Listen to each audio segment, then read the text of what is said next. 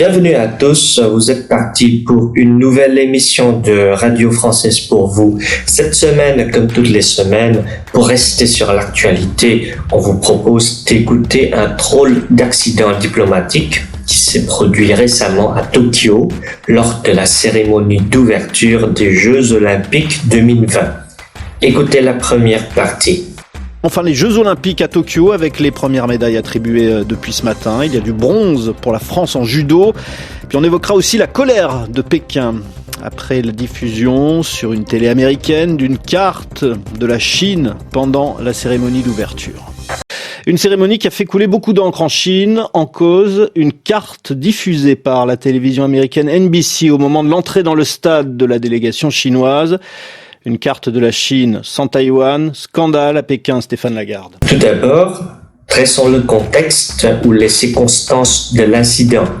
On sait que l'incident s'est produit au moment de l'entrée dans le stade de l'équipe des sportifs chinois ou encore au moment du passage en défilé de la délégation chinoise lors d'une cérémonie d'ouverture, celle des Jeux Olympiques 2020. Ou JO 2020 tout court en français, tenu à Tokyo fin juillet.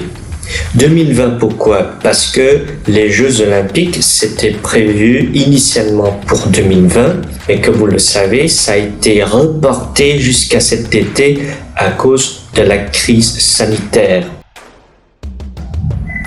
On sait aussi que cet incident a provoqué la colère du gouvernement chinois qui l'a vu comme un scandale. Donc, un incident qui a forcément fait couler beaucoup d'encre en Chine.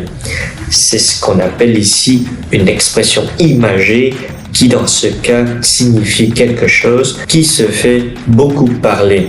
Quelque chose dont on parle beaucoup, surtout dans les médias. En vietnamien, on dit gây tốn nhiều giấy mực. Parlons maintenant du problème lui-même. Il s'agit de la diffusion ou de la retransmission sur la chaîne américaine NBC d'une carte chinoise sur laquelle on ne voit pas apparaître l'île de Taïwan. Pourquoi Taïwan? Parce que Taïwan, qui est un pays d'ailleurs très connu pour beaucoup de touristes vietnamiens, réclame depuis toujours son indépendance de la Chine communiste, ce que la Chine refuse tout simplement de reconnaître. Elle considère en effet que Taïwan est un territoire chinois qu'elle devra annexer à tout prix dans un futur proche. Et les Américains, ils y sont pour quelque chose dans tout ça? Sans doute oui, parce qu'on sait très bien que les États-Unis, c'est les meilleurs amis, les meilleurs alliés des Taïwanais. Vous avez compris l'histoire maintenant? On la remet cette partie. Enfin, les Jeux Olympiques à Tokyo avec les premières médailles attribuées depuis ce matin. Il y a du bronze pour la France en judo. Puis on évoquera aussi la colère de Pékin après la diffusion sur une télé américaine d'une carte de la Chine pendant la cérémonie d'ouverture. Une cérémonie qui a fait couler beaucoup d'encre en Chine. En cause, une carte diffusée par la télévision américaine NBC au moment de l'entrée dans le stade de la délégation chinoise. Une carte de la Chine sans Taïwan, scandale à Pékin, Stéphane Lagarde. Maintenant, écoutez la deuxième partie dans laquelle un envoyé spécial à Pékin nous livre sa version des faits. Les diplomates et les censeurs chinois doivent avoir les yeux rougis à force de regarder les images venues de Tokyo. Rien ne leur échappe et notamment ce petit insert au bas de l'écran de NBC lors de la retransmission de la cérémonie d'ouverture des JO et le passage de la délégation chinoise. Plus de 1,4 milliard d'habitants, 429 athlètes, le drapeau rouge aux 5 étoiles or, jusque-là tout va bien. Mais erreur impardonnable, selon le consulat chinois de New York, une petite carte de la Chine sans l'île de Taïwan figure aussi dans l'illustration. La diplomatie chinoise dénonce ce samedi, je cite, le mauvais comportement de NBC qui viole l'esprit de la charte olympique. Ce n'est pas la première fois qu'une telle correction est demandée aux médias, c'est même systématique, sauf que d'habitude, les pressions sont un peu plus discrètes. Enfin, on comprend que les images diffusées depuis Tokyo auraient beaucoup énervé les diplomates et les censeurs chinois. Censeur, la personne qui censure, du verbe censurer, qui désigne le fait d'interdire quelqu'un, surtout quand on parle du grand public, de voir ou de lire quelque chose. Par exemple, le gouvernement censure certains livres qui critiquent le régime. Les censeurs et diplomates chinois, à force de regarder ces images, ont des yeux rougis. Ici, on retrouve une autre expression imagée pour dire que ces derniers sont très en colère. En fait, selon le journaliste, les censeurs chinois ne laissent rien leur échapper. Même un petit insert du mot insert en anglais, qui signifie insérer, introduire quelque chose dans quelque chose. Donc, insert veut dire une brève séquence d'informations que l'on introduit dans un programme télévisé. Ici, la fameuse carte chinoise sans Taïwan. Une erreur, selon le consulat chinois à New York, impardonnable, intolérable, inexcusable, une erreur qui a choqué toute la diplomatie chinoise. Attention à la prononciation. Diplomatie. Elle dénonce et critique en fait la NBC qui selon elle s'est très mal comportée, qui selon elle a fait preuve d'un mauvais comportement. Elle lui reproche notamment de violer, de ne pas respecter la charte olympique. Vous savez, le document où sont écrits les principes principaux des JO. D'ailleurs, selon le journaliste, ce genre d'accident n'est pas inédit, il n'est pas sans précédent, c'est-à-dire qu'il se serait produit même plusieurs fois avant, mais à chaque fois, les pressions de Pékin étaient plus discrètes, moins visibles, moins rendues publiques que cette fois. Je vous invite à réécouter cette partie. Les diplomates et les censeurs chinois doivent avoir les yeux rougis à force de regarder les images venues de Tokyo. Rien ne leur échappe et notamment ce petit insert au bas de l'écran de NBC lors de la retransmission de la cérémonie d'ouverture des JO et le passage de la délégation chinoise. Plus de 1,4 milliard d'habitants, 429 athlètes, le drapeau rouge aux 5 étoiles or, jusque-là tout va bien.